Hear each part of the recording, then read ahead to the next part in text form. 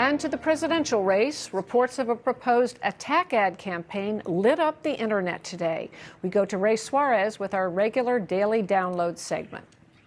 And we turn to our regular look at the campaign as it plays out in social media and on the web. For that, we're joined by two journalists from the website Daily Download, that's with a hyphen.com. Lauren Ashburn is the site's editor-in-chief and formerly with USA Today Live and Gannett Broadcasting.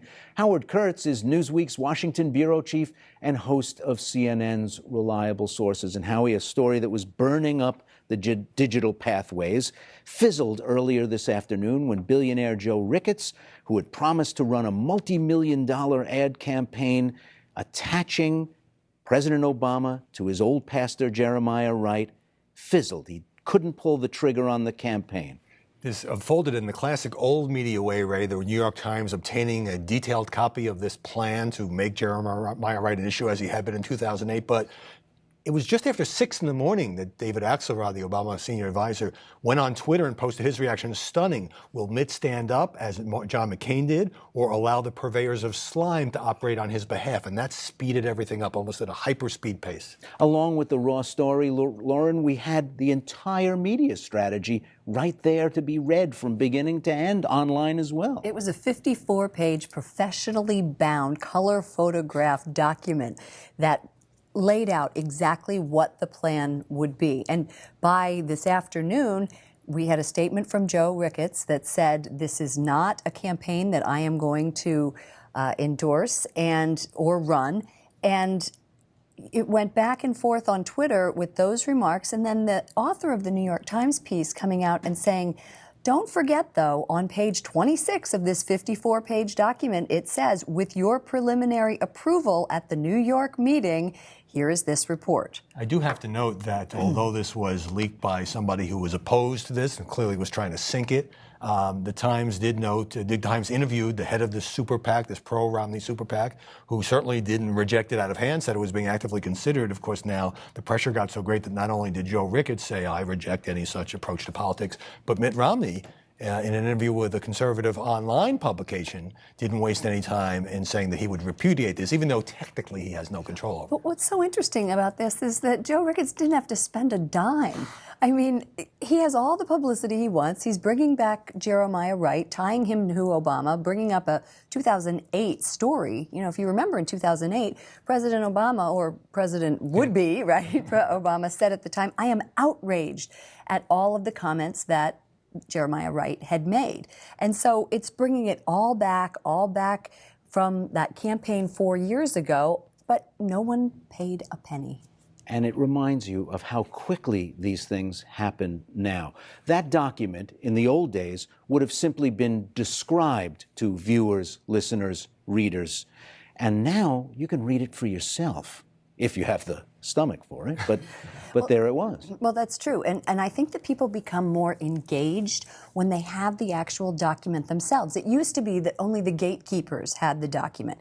Now it's placed on Twitter, on Facebook, on the New York Times website. Everybody can take a look at it and starts all of this commenting. That's the point. Everybody can not only take a look at it, everybody can go on Twitter, on Facebook, on any other social media site and weigh in, and that undoubtedly helped convince the Romney campaign. It didn't even want to wait one news cycle before knocking this thing down. Both campaigns have been active online this week. What have you got for us? Well, we're talking about video. In terms of video, it seems like the Obama campaign is still trouncing the Romney campaign. As you've said many times, you know, Romney did not have the resources to put into web videos and web ads. He was busy fighting trying to win a nomination. The states, trying to do it. But take a look at this graphic that we've put together here. On YouTube Politics shows that the Obama campaign videos, this is in millions, the people who watched, as of last week, President Obama's videos, 185 million views, and Mitt Romney's 6.8 million. That's a pretty stark contrast. And the latest Obama web video, which we'll talk about in just a moment, also has a companion website, if you can put that up. Yeah, and so here it is. The Obama campaign creates this RomneyEconomics.com, with all kinds of information about Romney's tenure when he was the head of Bain Capital, and that company was a takeover company that was buying steel plants in this case and other places. Sometimes jobs were created, other times jobs were lost. Guess which one the Obama campaign is focusing on? Right.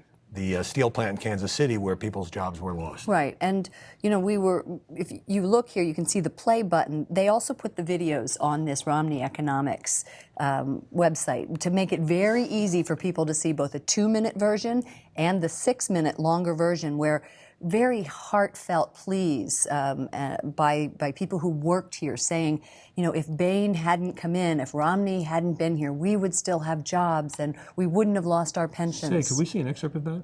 Oh, why don't we go to the videotape? I think we can. It was like a vampire. He came in and sucked the life out of us. It was like watching an old friend bleed to death. As I look around at the millions of Americans without work, it breaks my heart. Now, let's remember that if you had to buy the national time to show this to 185 million people, that would be expensive. This is cheap. The Obama campaign told me it has put a version of this ad on the evening news in 5 states. That's a drop in the bucket. It didn't cost them very much. Putting it on the web, driving it out through social media, creating the website is a very inexpensive and effective way of trying to bring back something that's been an issue dogging Romney since he ran against Ted Kennedy in 1994, and that is the record of Bain Capital, and where some people whose firms were taken over went bankrupt, lost their pension plan, in some cases lost their health care, and lost their jobs. Well, in talking to Ed Gillespie today, who is an advisor, senior advisor to the Romney campaign, his point in all of this is to bring it back to President Obama's record of the last 3.5 years, saying this has nothing to do with what Mitt Romney did or did not do in his time at Bain Capital. What we need to focus on, we meaning the Romney campaign, is how the president has done in the last 3.5 years and the 23 million people who have gone out of work. Either out of work or are looking Lost for their work or job. dropped out of the workforce.